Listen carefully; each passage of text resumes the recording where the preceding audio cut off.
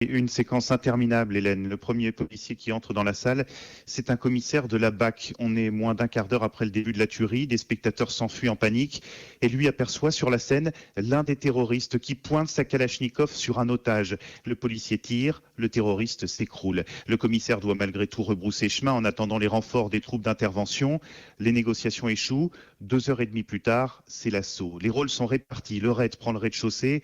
Les hommes de l'anti-gang montent à l'étage. Là, derrière une porte, au fond d'un petit couloir d'1 mètre de large, les 2 derniers terroristes sont retranchés, abrités par un rideau humain d'une vingtaine d'otages, certains debout, d'autres accroupis. Il y a même là un enfant. Les kamikazes tirent en rafale sur les policiers. En tête de la colonne, le bouclier des troupes d'élite essuie une trentaine d'impacts. Les balles ricochent sur les murs. Un policier est touché à la main. Alors l'anti-gang lance des grenades assourdissantes. Cette fois, les gens se couchent et les policiers remontent progressivement le couloir en exfiltrant un à un les otages. Les 2 terroristes reculent, l'un d'eux est touché par balle, alors ils font sauter leur gilet explosif. L'assaut a duré 3 minutes, plusieurs centaines d'otages toujours cachés ça et là dans le Bataclan sont évacués, puis le silence se fait dans la salle, un silence de mort, rompu tout à coup par des sonneries. Ce sont des téléphones portables qui sonnent, ceux des dizaines de victimes que leurs proches tentent de joindre en vain.